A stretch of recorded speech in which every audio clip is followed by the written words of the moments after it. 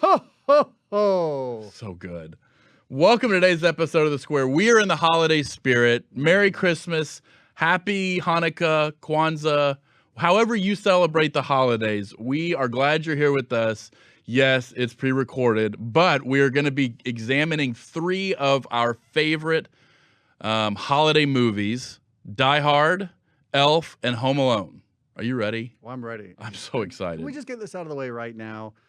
We're not having a debate. No, we're not. Because there is no debate to be had. They're Christmas movies, all 3 of them. All movies. 3 of them. So just leave it at that. Yes. Okay. Well, we're going to be taking a look because I think these movies have such an iconic backdrop that it becomes an integral part of the narrative and building the characters and telling a story, and are probably why they've lasted as long as they have. These movies are classics. Yeah. And they're all pretty modern movies. And they have helped shape our culture in the last 30 years. You know, I was thinking about this as we were getting ready, because there's few holiday movies, like there's a rite of passage. My son's 9, so we're not quite to Die Hard yet, but he's definitely seen Elf, and Home Alone's by far his favorite Christmas movie. But there's the rite of passage that these 3 movies kind of they set a passage into adulthood. So I'm excited. All right, you want to start with an explosive start with Die Hard? Yeah, absolutely. I think that this is a great one to begin with because, you know, if you look at there's many stories about the posters and the release of the posters. I'll start with Die Hard because some of the stories say that the original poster didn't have Bruce Willis on it. Yeah.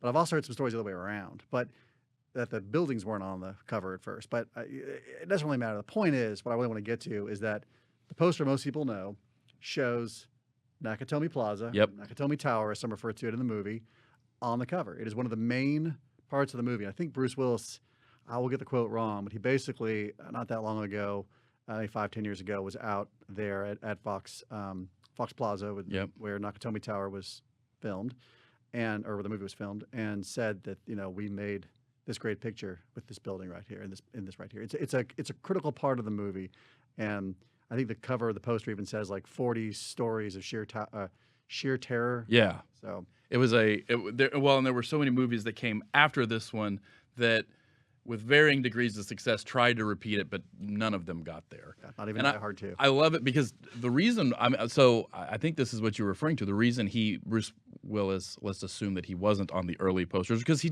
wasn't. I mean, it's hard to comprehend having grown up with him as an action star, but he was fresh off of Moonlighting. Yeah.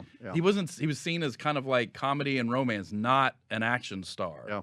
And he was like maybe 7th in line for the role. Oh yeah, and they still had to give him $5 million, which was a ridiculous amount of money. Yeah. And they had gone through Sylvester Stallone and just this whole list of A-list action stars. The big muscular guys think of it at the time. I mean, you even had Verhoeven, I think, was at one time attached to this project. Yeah. Of course, so he's looking at his action stars, things like that. So it definitely changed before it came to be, and it's based off of a sequel book. Right, and Frank Sinatra was in the original. Yeah. So what was, because I know that I've heard some of the stories, and we were talking about this, just in case you want a little bit more information and you have a Netflix subscription, there's a great series they do called Movies That Made Us. The Movies That Made Us, and all 3 of these movies are in there. I did not realize. I only thought Die Hard was in there. But I know the building was actually under construction because they were in the middle of building it when they filmed. But what are some of the things that are kind of the key attributes of the building? It's really interesting because this building, you know, it's in Century City. It's West Los Angeles. At the time, it was all by itself, standing alone. There's a long backstory on how that building came to be, but it's for 20th Century Fox. Right. And they were in a time period where they were, you know, their ups and downs, very volatile in the production industries. You probably know a lot more about that than I do. But 20th Century Fox had such great success with movies in the 70s, gone through a slump right here, right? But things were kind of coming back to be. This is also a time period when you have a lot of, think of movies like, the one with Greed with Michael. Wall Street. Wall Street. I mean, this is corporate power and architecture. Corporate architecture is at its height. You're also in this very late modern, you know, postmodern time period. And William Pereira, who was the architect for the Transatlantic in San Francisco. Mm-hmm. Transco Tower. Why did I get that wrong? 50-year-old building now, iconic building in San Francisco, right? He got brought in by Fox to actually be the architect for this project. And what's interesting is that he was late in his career, and the story goes that he needed a little more firepower, and he ended up hiring Johnson Fain, both of them. I think out of Harvard, they're pretty young. It's one of their first designs, and they both came on. They ended up succeeding him later into the firm Johnson Fain today. And those here in the Dallas market may know it because the museum tower up the street was designed by them. Corgan had a role in that project. Johnson Fain got involved. We ended up leaving the project, and they went on to design that what we know today. They do some beautiful towers, beautiful design. So they did a really cool design on this building. It's got a beautiful stone on the exterior, the granite. And it's basically a building within a building. It's got a lot of postmodernity in it. They've got if you look at it in plan, I wish we had a picture of it, but it is 2 squares kind of offset, almost like a 6-sided star in plan. And it gives the effect of 2 different towers in one.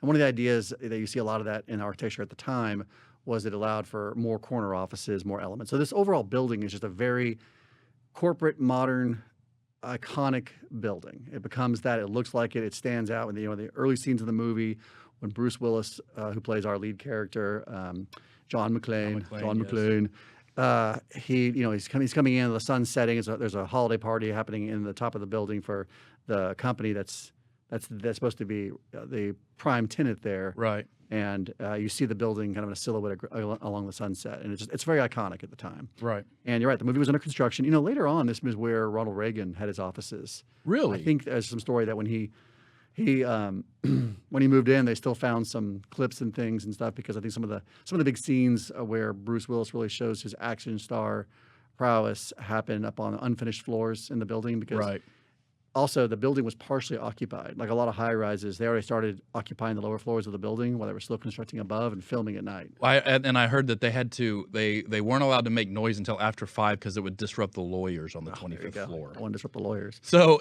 one of the things that I read was that the double-story space that's kind of the main scene where everything happens inside the building, and all the hostages are kept, was the designer was looking towards Frank Lloyd Wright's Falling Water as inspiration for that. Yeah. I think you get a lot of that ornateness of what they're really looking for. They're looking for, that lobby has the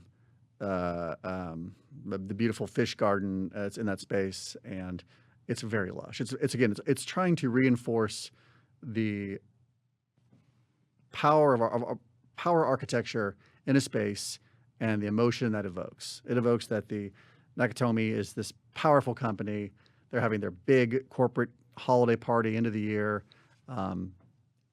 Bonuses all around. I believe that Bonnie, that would be Bruce Willis's character, John McClane's estranged wife, Holly. Holly McClane is her name. Bonnie Guerrero. Holly Guerrero. That's a good segue too, because Bonnie Bedelia, the actress, her maiden name is Bonnie Culkin. She is Macaulay Culkin's aunt, and Kieran Culkin's aunt. So there's a whole lineage here. When we get into Home Alone, we can kind of pick up that with Macaulay Culkin, the star of that movie. So one of the things that's definitely, it seems like we tell a lot of stories about it from an architectural standpoint. So it's definitely something I would imagine is front of mind is how people find their way through the building, the wayfinding, the public spaces, the flow of the building. Right? Elevators are key to that movie. 100%. But he looks for all of the he is completely opposed to using any structure that is meant for people to transit. Like he uses HVAC. He will blow holes in walls. He will ride the top of the elevator. The way that he transits this building is complete opposite of how it's designed to be transited. Yeah, that's a good point. But I think that what I like about all that is that you get to see the guts of a skyscraper. Yeah. It's a little one, but the way it's played up in the movie, I think they added some stories in the movie to the height of the tower, and they use some different tricks in the trade. They have the movie culminates with the exploding helicopter. Yeah. Spoiler alert, on top of the hopefully you've seen it beforehand. Yeah. It's an interesting point too. One of the things I heard about this movie is that one of the things that endears it to us also is that it's not about terrorists. Yeah. And no one likes terrorists, right? Yeah. Nobody likes terrorists. So that wasn't a selling point. And I think that's what the book originally sold it as, was it was terrorists, and changing it to actually just being robbers at the end of the day It was a heist movie. It was a heist movie. Yeah. And it gave Alan Rickman, who plays our villain, the late Alan Rickman, a fantastic character there as Hans Gruber. Yeah. I mean, what a performance to see him in that movie. Well, and I'm sure I haven't seen the one in Netflix, but I'm sure it goes over how that iconic scene where he's dropping and how real that look is because they dropped him 2 seconds before he thought he was being dropped, and so that's very real terror that you see on his face. Yeah. But there's I mean, what's interesting, I think you're exactly right. The way that they were kind of able to explore all parts of the building through the idea that some of it's still under construction and the path that John McClane takes to try and nullify the terrorist. Glass is a big part of it. Yeah. And so whether he's looking out the glass or the glass is exploding and this idea of transparency. Yeah, that's fine. Sorry, you can't mention the glass. I know this is a total non sequitur, but I can't think of the glass without thinking of Chris Farley on Saturday Night Live doing the Chris Farley show, where he talks about Bruce Willis walking on that glass to Paul McCartney, Sir Paul McCartney, in a skit. It's brilliant. Let's go back and watch that. Okay. But yeah, I mean, all the materials of this corporate architecture, the stone, they brought in a lot of extra granite, I think, to explode and blow up when machine guns are firing and hitting walls, things like that. All the broken glass, the ducts that are falling, the explosions in the unfinished elevator shaft, which I'm not even sure how they did that. I think it's an elevator shaft that he goes through, but there wouldn't have been an unfinished elevator shaft in a tower of that size. I'm sorry, I'm showing my nerdy architecture-ness, but that would have all been done by the time they got to that, I think. They wouldn't have even had partial occupancy with an unfinished elevator. That's what I think. But you're right. All the guts of the building. I mean, even on the roof scene, some of that when McClane and Gruber first, really interact and they find out who each other are, and of course our hero knew all along. Yeah. It happens like on the rooftop equipment area or something like that. So it's like you really get a deep dive into that building. And as a kid, I would have seen that movie probably when I was below the age that you should have seen it at. Yeah, probably, but it's a lighthearted comedy action movie, and I think that it's what gives it staying power. I think that it holds a special place in a lot of people's hearts, maybe more so than a lot of other action films of the time. Yeah. It does have some blood in it. It's got some language in it, but it's not really a gory movie. It's not really an overly grotesque movie. It's lighthearted in almost every way for an action movie, and a lot of that's just Bruce Willis alone. I think that theme of fun kind of surprised me when we looked at these three movies. But before we transition to drum roll, I'm not going to tell you the next one we're going to transition to. Is there anything else about Die Hard? I think we really haven't. Well, the only way we've addressed this movie is a Christmas movie. Mm-hmm. It's just talking about. It's a Christmas movie. It is a Christmas movie. Yes. But as far as the details, is that it is their holiday Christmas party is happening. For the company, right? Point, yeah. But I think too, we were tongue in cheek about that at the beginning about saying they're all Christmas movies. I think it says a lot too about the movie that it is something people debate. Mm-hmm. I think it adds to the fun of this film is just having that playful. There's something about speaking up and claiming it's a Christmas movie that gets some people really excited to do that, and some others I think just kind of roll into the role of saying, it's not a Christmas movie, just to have the debate for just fun. To have the debate, because it's it's not that serious an issue because it is a lighthearted, fun, heist movie at the end of the day. And I mean, the bad guys get their just desserts, even the semi-good bad guys, that kind of characters in between. I mean, the good guys win. Right off in a limo with the girl at the end. It's got all the the cliche elements of that movie. But there's an iconic line in the movie. There's a lot of iconic lines. That's true. I'm thinking of Yippee-ki-yay. Oh yeah, there you go. Or I wish I could say it the way Hans Gruber does it. Yippee-ki-yay. My kids need to mute this next part. Leave that out. But I think there's also a scene, probably one of the bloodier scenes, I'll call it, is where one of the main henchmen who has a twin brother and sets up his character to try to find John McClane. He is in a gray sweatsuit. And I think written in blood is and put in the chair in the elevator. Put in the chair with the Santa Claus hat on, I believe. Boom. Says like, ho, ho, ho. Yeah. Now, is it now I have a machine gun or come, what does he say? Something like that. I should know that off the top of my head. But it's comes out the elevator and there he is. And everyone's in uproar because the those in the heist, the bad guys, are trying to keep control of the situation with all these hostages.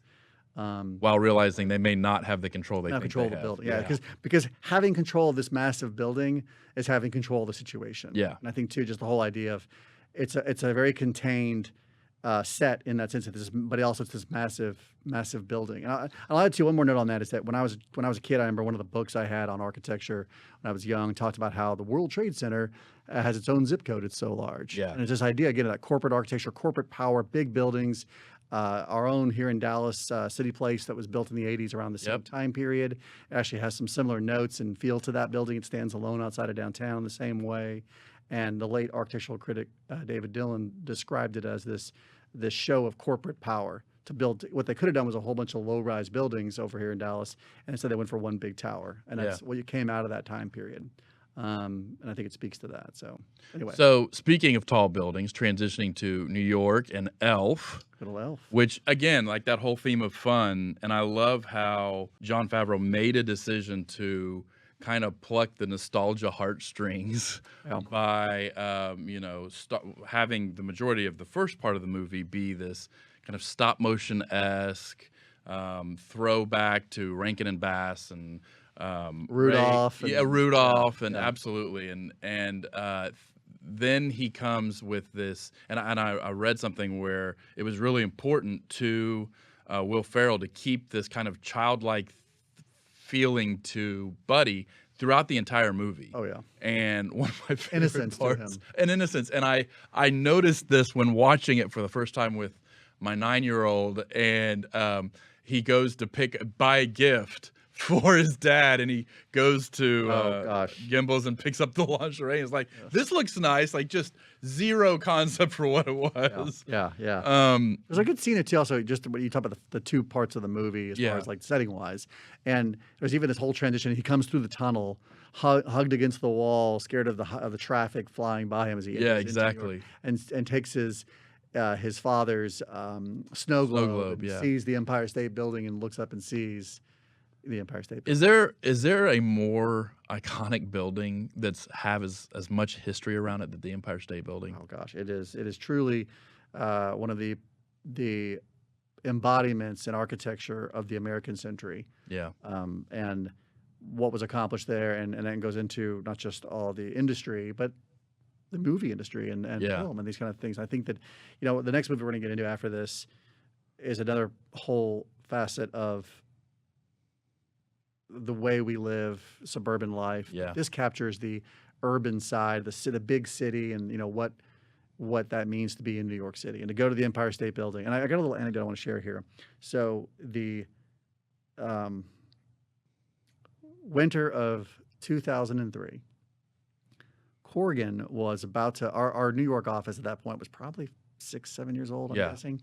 And we were still in the Chrysler Building, just not too far away from the Empire State Building. Yeah. And I was at school. I was in graduate school, and actually I had just done a big 3-foot tall model of the Chrysler Building, one of my classes. And I went to New York over this Christmas before I graduated to try to get a interview with Corgan in New York. I wanted to work in the New York office. Okay. I had family. Did you interview with Jay? I couldn't even get in. Everyone was gone for the holidays. I'm young, and I couldn't figure out how to get. I couldn't get in contact with anybody through the office another way. So I figured I'm going to be in New York. I was taking a trip anyway, and I figured I'd go to the office and try to get in. I got in the building and I got around. I couldn't get an interview. But while I was on that same trip, I was down in Lower Manhattan, and on one of the street markets where the pirated films are, they had a pirated copy of Elf. Now, granted, the movie had just come out in theaters 2 weeks earlier. Yeah. I hadn't even seen it yet in the movie theater. I knew I was going to go home and see it, and I almost bought it for like $11 on DVD. And I was just thinking, like, gosh, the movie's already out. It's already here. I can take it.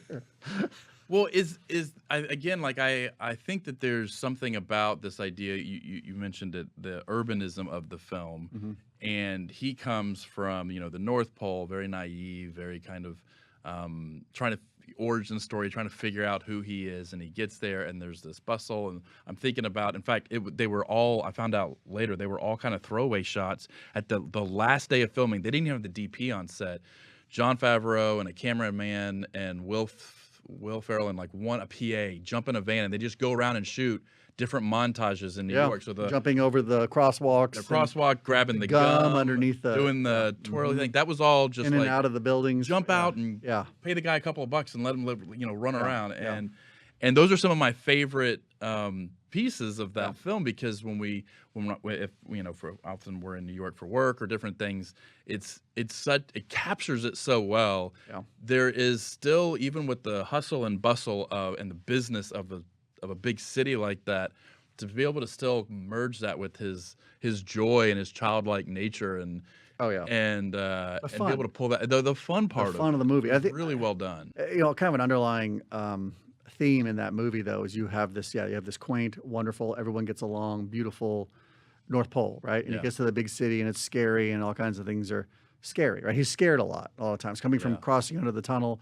He's always scared of stuff. I mean, he bounces back and he's happy, he's excited, and he's candy cane, candy corns, and syrup, and all of his good sweets and things he does. But by the end of the movie, when everyone has to sing along to get the Christmas cheer, strong enough to power Santa Claus's Kringle 5000 motor, or whatever it's called, and the whole town joins in, right? And he's on. They read off from Santa's naughty and nice list, or the nice list, I guess, about what people want for wish list, what they want for Christmas, and you're seeing all these people show the humanity, and I think that spoke to like how New York can be scary, it's this big city, or just American industry can be scary, big city life, but actually there's still all these people. It's about people. There's still a humanity there. There's still humanity there, and it brings it back. And I think it also makes it relatable to people who, the vast majority of people growing up not in New York City, who look to New York City as being this icon, right?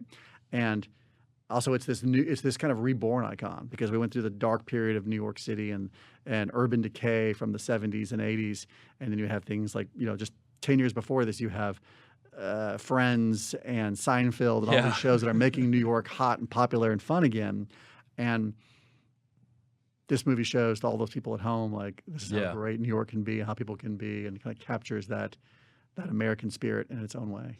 You got your opportunity to nerd out on the architecture for a second. One of my favorite parts of Elf, nerding out on the film side, is the forced perspective, which is how they accomplish Buddy looking so much bigger than everyone else. Yeah.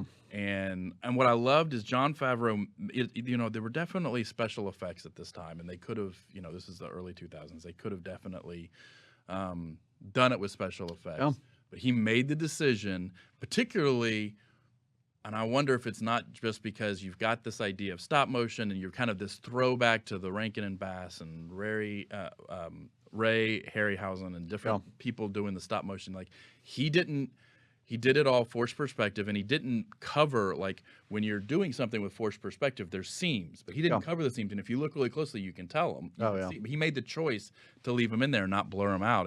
And I love that, because it's a little bit of homage to those people and the craft and the time and effort it goes into doing it. But as a film person, you just kind of nerd out on it. And it's like, I wonder like how they did it. And you can see, we'll put some images in, you can see how it was practically done. But I love this idea of going back to the humanity, even in the urban. He made decisions, Jon Favreau made decisions that honored the craft and the humanity of the people that, made these films, and whatever it was, years and years and years and years ago. So we could have a little Bob Newhart, exactly, as his father. Fun fact: I found out one of the elves is Ralphie. Yes, it's Ralphie. It's Ralphie, all grown up. Just a whole nother Christmas story. Oh yeah, literally. I think I knew. Oh, nice pun there. Yeah. I think I knew that and had forgotten it. And then they did this movie this past year. It was more of a money grab, I think. The Christmas Story 2? Well, it's like Christmas Story. They can't call it that because there was a Christmas Story 2, which is I know what you're talking about. Yeah, and so they brought him back for that. And he's fine for that. But it was funny to see him in Elf. I love that kind of little nod. So our final fun movie, Home Alone. Home Alone. Which is, I don't know that anyone, I certainly can't relate to all of the setting that of the movie, but certainly there were aspects of it with a 2-story house, and the stairs are one of the most dangerous places in that house. No kidding. And the basement, and just different things that you There were little snatches I think everybody can appreciate about their own home Yeah. growing up. Oh yeah. I one of my favorite lines in that movie, which is it's not a big line, but I like to. It's obscure, but it's "This is it. Don't get scared now." Yeah, exactly. When it's ready for the His Red the Ryder third BB act. gun ready Yes. to go. In that scene, he rolls. I'm getting ahead here. He rolls out a poster with all of his booby traps he has set in his parents' Yes. home. That he is in Home Alone, waiting for Joe Pesci and Daniel Stern to come Yes. break into the house. And I remember that over that winter break, I got my mom to go to the local grocery store and get me from the arts and crafts section one of those big posters that Yeah. you use, and I made my own little map Of the like house. that. Yeah, I guess I probably was 9 or 10 years old when that happened. There's a forebearing to you being an architect. Probably was. But I remember we had it on. No, it wasn't on VHS. Maybe it was the next Christmas I did that because we had it on VHS, and I remember pausing it so I could get a good view of the map and try to copy the map for the brief moments on the screen. But let's back up. I think everyone knows Home Alone. Yeah. This is John Hughes and Christopher Columbus at their finest, writing, producing, directing together. This movie, like so many of John Hughes' films, set in Chicago, set in Yeah. the suburbs of Chicago, in a massive, a real home. I think it's on like It just on sold Lincoln. for like 1.5 million. Yeah, I'm Not it's just probably- sold a Yeah, while back. yeah. 1.5. It is a. People still come to visit it though. Oh, I bet so. But it is a kind of a colonial New Georgian Yeah. home, beautiful home for what it is, but it's a McMansion. Yeah. And I have often wondered, as I went into architecture school, 7 years later from this film, and kind of learned more about urban sprawl and suburban sprawl, and I've always wondered how much in the zeitgeist of where we live it was influenced by Home Alone and this house and this idea of what it meant to be, well, we say middle class, but it's very upper Middle class, yes. But successful upper middle class. Yeah, yes. and I think that it had to have inspired a lot of people to say, I want a home like that. Yeah. Because a home is essentially a big symmetrical box with a massive stair in the middle, a basement, an Yeah. attic, and it is just dripping with splendor all throughout. And fun fact that the interior design for this is awesome. So the whole film was the location, the home is only used for the exterior. Right. The interior inspired the set, but they did it over at a local high school where John Hughes, I think he filmed 2 or 3 of his movies Yep. in that same gymnasium. And when they did the set design for it, I remember reading somewhere that the real popular colors at the time, and I remember this because it matches my parents selecting their drapes in their house that year, or like navies and these like real soft pinks of the early 90s, late 80s, really late 80s. And they chose not to do that. They went with the red and green throughout. Yeah. They matched the upholstery to Gold. something a little Yeah. gold, Brass. more timeless. And I think it adds to the relative timelessness of that Christmas movie. Yeah. It truly is a modern classic. Well, and Fun. from a fun standpoint, not just the watching of the movie, but the creation of the movie and creating all of the little pieces like Angels with Filthy Souls, like the black and white, both in Home Alone 1 and 2 those aren't real movies. Those were created for this movie, and the fun they must have had filming that part of it to be in the primary movie. Oh yeah. Everybody wants to shoot a black and white gangster film. I for years thought those were real movies. I Oh, was trying to find them like a little older before 100%. it connected in my little young brain. My naive buddy elf like brain that it wasn't real. Well, but I love Magic of movies. I love the idea because even that, again, you're talking about how different elements of the setting connect with people in their childhood. But even that, like, you just wouldn't think trash gangster movie as part of this, warm family classic. But it fits so well, Yeah. and it's an excuse, I think, really, when we're on our, and during the holiday season, we have some time off, we're sitting around with the family, to indulge in some of that, the films and the stories that are just there simply to entertain or to be able to be just enjoyed. Oh yeah. Well, we had I've had a thing with my daughter where since she was very, very little that when I set up the Christmas decorations every year, I play Elf in the background. It's just one of those kind of opening movies. And at this point, I think between my partner Audrey and I, we have just about every major Christmas classic actually purchased now on some kind of digital content. So Yeah. we'll have to get onto Amazon and okay, we're going to pull up this movie or that movie, and Home Alone's one of the ones we're going to watch several times. Yeah. And there's a lot of new Christmas movies coming out every year, but there are few that have the staying power and the likability by such a wide audience the way that Home Alone does. I mean, to me, it's the equivalent of Mariah Carey and Yeah. All I Want for Christmas. I mean, it's like it's right there with it. It's like, Well, but I think that I was thinking back to some of the other Christmas movies we're not talking about that were good. I love Christmas with the Cranks and some of these other films that come up afterward. But the setting is very, very similar. Like they take a lot of cues, I think, from Home Alone in the neighborhood setting and in the architecture and in the suburban feel of them. Well, think about the way one of our earlier podcasts we talked about we juxtaposed Ex Machina to the Favorite. Yeah. And I think in the same way you can do that with Die Hard and Home Alone. Yeah.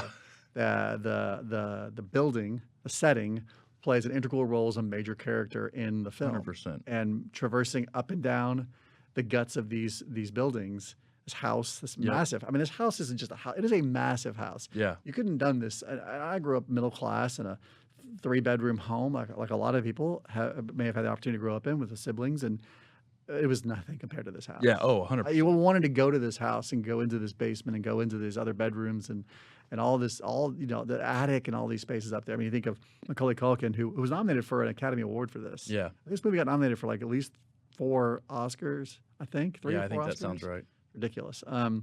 His real life little brother, Kieran Culkin, plays his cousin. They keep sweating the bed. Sweating the bed up, and so who's now on why am I, it's not Billions, it's Succession, which is another great incredible TV show. Overlap and all those. Well, okay, so things that the three of these share, we've already talked about having fun. I definitely think the architecture, because we've talked about this in a couple of the other episodes, architecture definitely has a huge influence in how the story's told, how the setting is, and what is it that is what makes these movies memorable and what makes them great. Is there anything that you see in the Home Alone movies that acts as a backdrop that we may not realize? Well, I just think it goes to the credibility of and the importance of the role of architecture in all facets of our life. The built environment is something we're all part of. Unless you literally live in the wilderness, you spend a good part of your time inside the built environment every day. And all three of these movies, it may or may not have been the very first poster, but all three of these movies have iconic posters or versions of that have their architectural settings in them. The home in Home Alone is in several different versions. A silhouette in one. I think in another, our two villains, Joe Pesci and Daniel Stern, are leaned up against the glass trying to break in the home, and Macaulay Culkin's front and center. And Die Hard with the tower exploding on top, and we see Bruce Willis. I mean, it's and even in Elf, and I think probably the version everyone thinks of doesn't have is him with the hat. Yeah, but there's a version that's you see a lot too, and I think it's on the cover of like the DVD when you used to buy it. The one I saw maybe in New York for sale has the skyline of Manhattan, because that's the setting for that movie. And I think it's just a good reminder that when we haven't done this, but I think if you polled everybody and asked about each of these movies and about some details about them, I would be willing to suspect that everyone would bring up the home or Nakatomi Tower. And probably even New York City for Elf, and a lot of the other Christmas movies you could talk about, or just movies in general, may not have that. I mean, you don't necessarily think of that. Like when you think of one of the most classic Christmas movies, It's a Wonderful Life. Yes, there's a lot of architectural settings in that movie, but do you think about them? Yeah. Or do you think of other iconic scenes that don't necessarily involve the building? Yeah, you're absolutely right. Well, I don't know. Wonderful Life, I think about how the transformation of the house throughout the course of the movie. And I can totally relate to the banister coming off, because that's happened to me in real life. But I get what you're saying. Like there's again, the more we talk about it, the more I see it when I'm watching films, is the influence that setting has. Yeah. Well, hopefully you're able to enjoy the holidays. We definitely wish you a very happy holiday. Make sure you're watching as many films as you can cram in. Oh, absolutely. With as much eggnog, cider, spiked cider. I mean, This is when I watched the Star Wars trilogy, actually. It's like, it seems like they're always on TV. Except 1, 2, and 3. Well, after the trilogy. Oh, okay. There you go. Good. Well, happy holidays. Hope you have a wonderful holiday season, and we'll see you in the new year. How about ho, ho, ho. Come on, do it with me. Do it with me. You can do it. Ready? Ho, ho, ho. See you next time.